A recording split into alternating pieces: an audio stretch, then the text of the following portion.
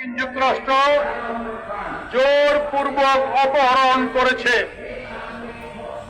অপহরণ যে কারণে করেছে তা বিস্তারিত বলবো না। পত্রিকায় যতটুকু দেখলাম, একজন নোবেল লরিয়েট, নোবেল পাইছে ভেনিজুয়েলার লোক, তার নাম মাচাদো। সে নাকি আহ্বান করছে মার্কিন যুক্তরাষ্ট্রের প্রেসিডেন্টকে যে আমার দেশের রাষ্ট্রনায়করে ধরে নিয়ে যাও। আমি জানি না ওই নোবেল লরিয়েট বাংলাদেশের নোবেল লরিয়েটের সঙ্গে কোন যুক্তি পরামর্শ করছে কিনা, কিন্তু আমরা জানি এই নোবেল লরিয়েটদের গুয়ার সুতা এক জায়গায়, ওই যে কয়না রসুন কোষ কোষ ফুটকি এক জায়গায়। এই সমস্ত নোবেল লরিয়েটরা মার্কিন যুক্তরাষ্ট্রের পক্ষপাত হয়ে সারা বিশ্বে অশান্তি নৈরাজ্য সৃষ্টি করতেছে। আমাদের দেশে 5 আগস্ট জুলাই কত পরিবর্তন আমরা বলছিলাম, আইনের শাসন নিশ্চিত করো, ভোটের পরিবেশ তৈরি করো, কিন্তু আমাদের নোবেল লরিয়েট ইউনূস সাহেব এর ধারের কাজ দিয়ে ধরেন না।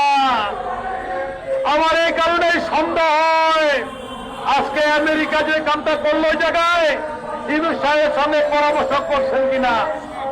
দ্বিতীয় কথা হচ্ছে, এই আমেরিকা শুধু ভেনিজুয়েলা না, যাদের এই সম্পদ আছে মধ্যপ্রাচ্যের, সেই প্যালেস্টাইন থেকে শুরু করে ইরাক, সিরিয়া, আফ্রিকার লিবিয়া থেকে শুরু করে সমস্ত দেশকে ধ্বংস করে দিয়েছে।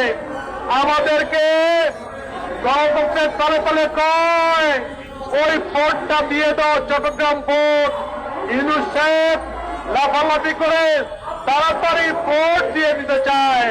আমরা পরিষ্কার বলেছি, ইউনূস সাহেব বাংলাদেশের নির্বাচিত দলবন্দী সরকার ছাড়া আপনি এই সমস্ত পদক্ষেপ গ্রহণ করার থেকে বিরত থাকুন। আর যদি না থাকেন, আপনাকে পরিষ্কার বলি, বাংলাদেশটা ভেনিজুয়েলা না, এটা বাংলাদেশ।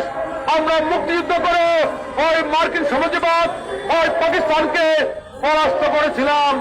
ফলে এত বীর দর্পে যারা কথা বলছেন, আমেরিকার সঙ্গে দল মিলিয়ে আমেরিকান দূতাবাসে গিয়ে তাদের প্রতিও পরিষ্কার বলতে চাই, আমেরিকান দূতাবাসীরা বন্ধ করুন, জনগণের সঙ্গে থাকুন এবং গোটা বিশ্বের মুক্তির মানুষের সঙ্গে স্বর মিলিয়ে আমরা বলতে চাই মার্কিন সমাজবাদ ধ্বংস নিপাত যাক। আপনাদের সবাইকে ধন্যবাদ।